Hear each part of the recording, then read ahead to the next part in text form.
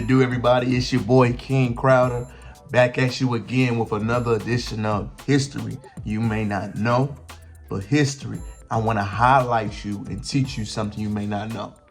Today's lesson is centered around HBCUs, formerly called Historical Black Colleges and Universities.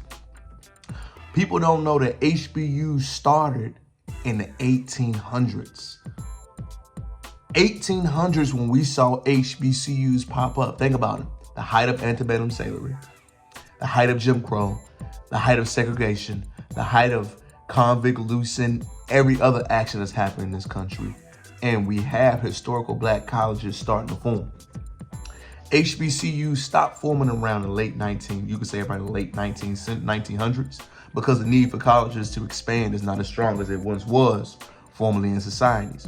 Black Americans' only choice for post-secondary education, any education after high school, was only in HBCUs. They were not allowed to attend PWIs. So you got to think about this. All the black culture that we see in America that we always wonder what is black culture is 100% entrenched with HBCUs. Think about legacy, family, Greeks, orientation, community service, activism, business, transactions, teaching, education, and religious institutions are all centered around HBCUs. I am an HBCU graduate myself. I can even say being young and not knowing the legacy of why these things were important is something that we should teach more in Black American studies. I have nothing against the studies they teach, but centered around the legacy and what Black Americans did should be emphasized more because the history is amazing. Next thing I want to go into is the history of it. In 1799, John Chavis was the first Black American to attend a college, Washington Lee in Virginia. Even though John did not get to graduate, he was the first one on record in 1799 that attended a post-secondary education. The first Black American to earn his bachelor's degree was Alex Lewis Twigg. He graduated from Milburn College in 1832. Think about that for a second. These were around the same times, like about 5 or 6 after that, where we see Black Americans pushing themselves to self-educate themselves. Remember, next, the first institution that was established was by Richard Humphreys. He established the African Institute, now known as Cheyenne University, in 1837 inside Pennsylvania. Most people do not know this is the oldest HBCU in the country. We must understand that that's when we began to see the uprising on Black people saying, hey, if y'all don't want to let us go here, we'll just create our own stuff.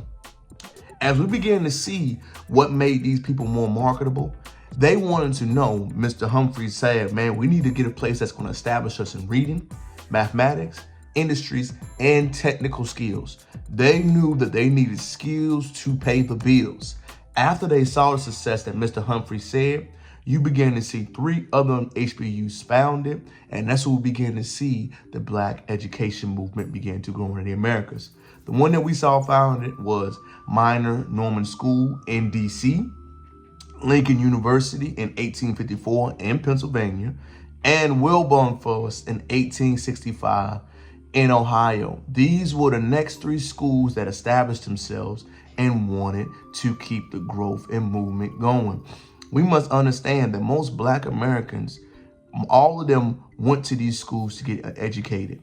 All first generation, lower income Black Americans attend HBCUs because they accommodate them and they have a system set up to where they can be serviced, have understanding, have a leadership place, and teach them the basics.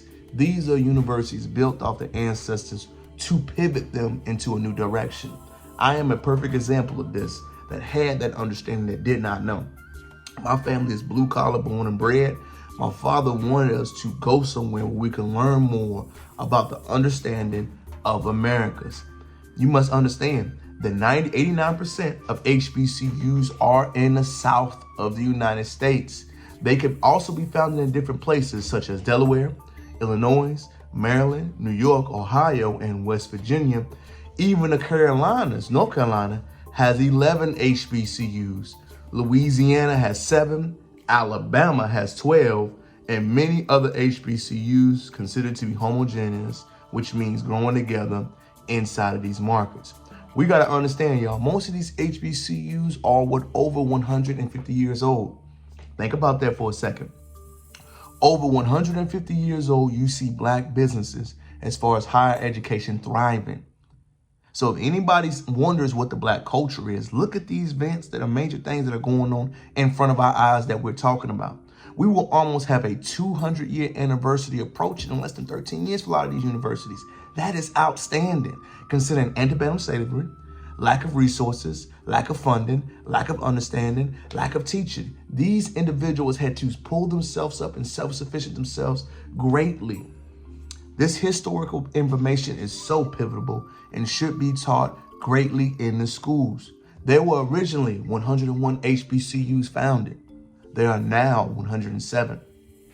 Again, the 200-year legacy is on. The movements among people supporting HBCUs, among graduates going back, and the overall merch and energy they have right now shows that the Black culture is still strong and surviving.